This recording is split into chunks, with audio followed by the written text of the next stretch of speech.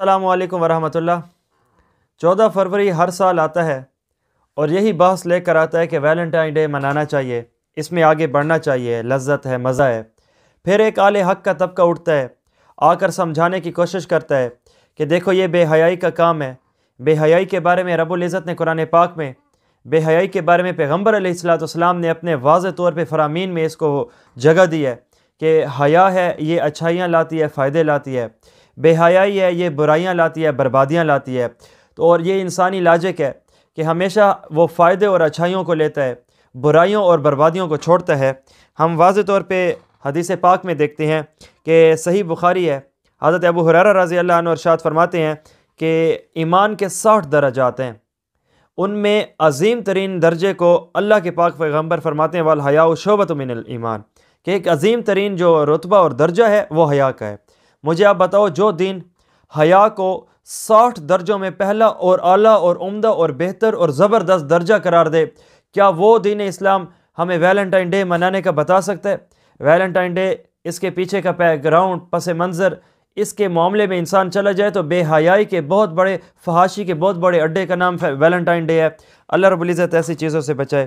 حضرت انس ہیں رضی اللہ عنہ، یہ ارشاد فرماتے ہیں، سنن ابن ماجہ کی روایت ہے کہ اللہ کے پاک پیغمبر علیہ السلام ارشاد فرماتے ہیں ہر دین کی ایک واضح نشانی اور علامت ہوتی ہے۔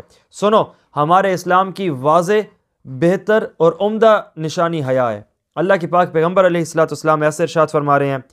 آقا علیہ السلام ارشاد فرماتے ہیں، صحیح بخاری ہے، حضرت عمران بن حسین فرماتے ہیں الحیاء، یہ حیا جو ہے لا یاتی الا بخیر، یہ حیا ہمیشہ خیر ہی لاتی ہے۔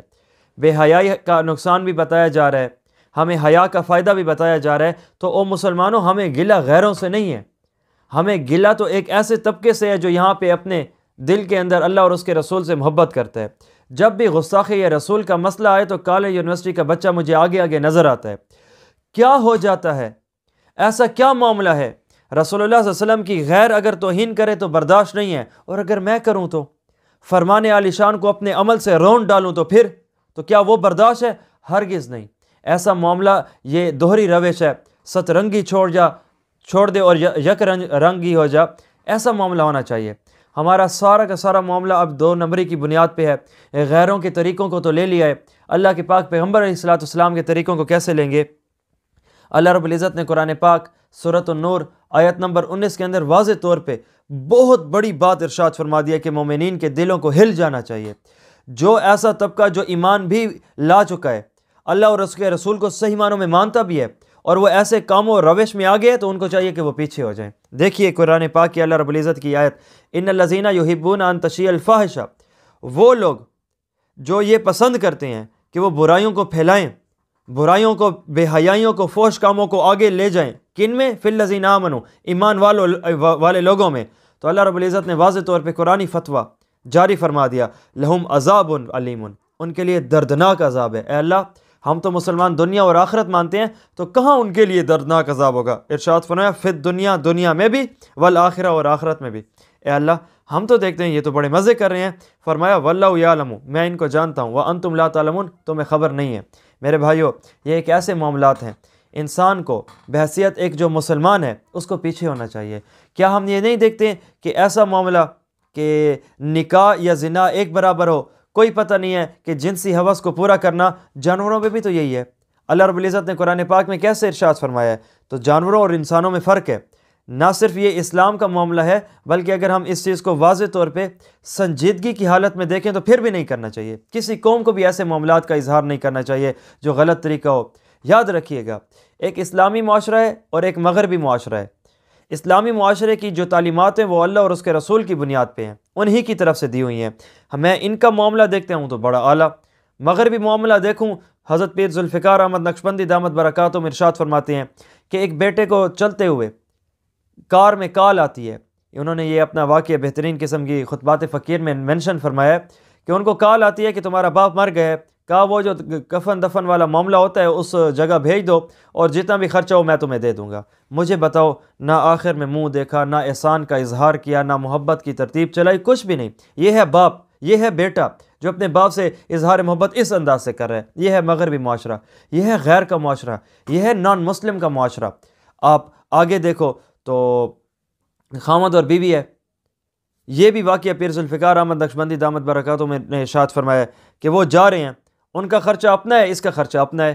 کیسے کہ بیوی اپنا کماتی ہے، اپنا کھاتی ہے، خامد اپنا کماتا ہے، اپنا کھاتا ہے۔ اور قرآن پاک کا معاملہ دیکھو اسلامی دنیا میں تو الگ اور بہترین اور اعلیٰ ہے۔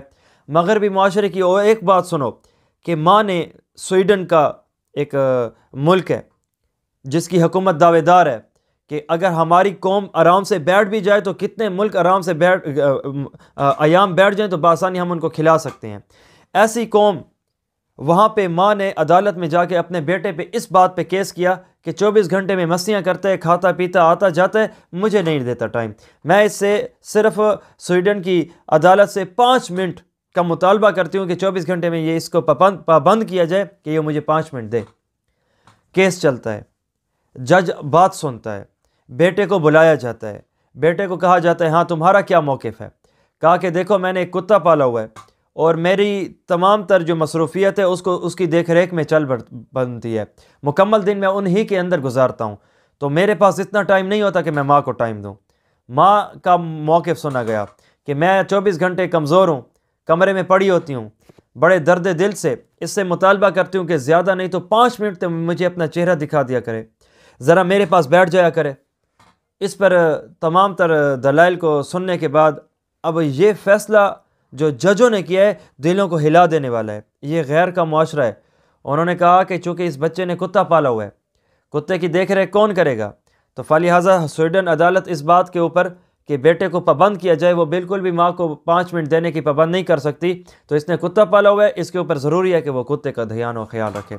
جو معاشرہ کتوں کو ماؤں پر ترجیح دینے والا ہو، ہم کس غیر کو لے رہے ہیں؟ آؤ محمد عربی صلی اللہ علیہ وسلم کا معاملہ دیکھو کہ حضرت فاطمہ تو زہرا ہیں رضی اللہ عنہ، حدیث پاک میں آتا ہے آج وسلم ان کے گھر میں تشریف لاتے تو حضرت فاطمہ تو زہرا رضی اللہ عنہ ویلکم کے لیے کھڑی ہو جایا کرتی تھی، آج وسلم کو بوسہ دیا کرتی تھی اور اپنی جگہ پہ بٹھایا کرتی تھی، اور آپ صلی اللہ علیہ وسلم کے پاس جب حضرت فاطمہ جاتی تھی تو حضرت رسول اللہ صلی اللہ علیہ وسلم بھی ایسے فرمایا کرتے تھے۔ یہ ہے باپ بیٹی کا رشتہ۔ وہاں پہ کال آ رہی ہے کہ اس کو ایسے ہی دفن کر دینا، اور یہاں پہ کیا اظہار محبت ہے۔ بیٹے نے نبی علیہ الصلوۃ والسلام کو شکایت لگائی کہ یا رسول اللہ میرا باپ مجھ سے مال لے لیتا ہے، تو نبی علیہ الصلوۃ والسلام نے باپ کو کہلوایا پیغام کہ ادھر آؤ۔ اس نے دل ہی دل میں اشعار بولے، درد بھری باتیں کہی۔ جبرائیل علیہ الصلوۃ والسلام آتے ہیں، یا رسول اللہ جب آپ اس باپ کا پیغام سنیے گا تو اشعار کی صورت میں، تو اس کو سن کے پھر اس کے بعد آپ نے فیصلہ کرنا ہے۔ اس کے اوپر نبی علیہ الصلوۃ والسلام باپ کو کہتے ہیں ہاں جی تیرا کیا موقف؟ تو وہ درد بھرے اشعار کہتا ہے۔ نبی علیہ الصلوۃ والسلام کی آنکھ مبارک سے آنسو ہے۔ میں نے اس کے اوپر تفصیلی بات بھی کی ہوئی ہے، تو بات لمبی نہ ہو جائے اس لیے میں نے اشعار کو اسکپ کر دیا ہے، بڑے درد بھرے اشعار تھے۔ تو اس کے اوپر وہ عرض کرتے ہیں یا رسول اللہ، نبی علیہ الصلوۃ والسلام اس کے اوپر اپنی آنکھوں مبارک سے آنسو ہیں۔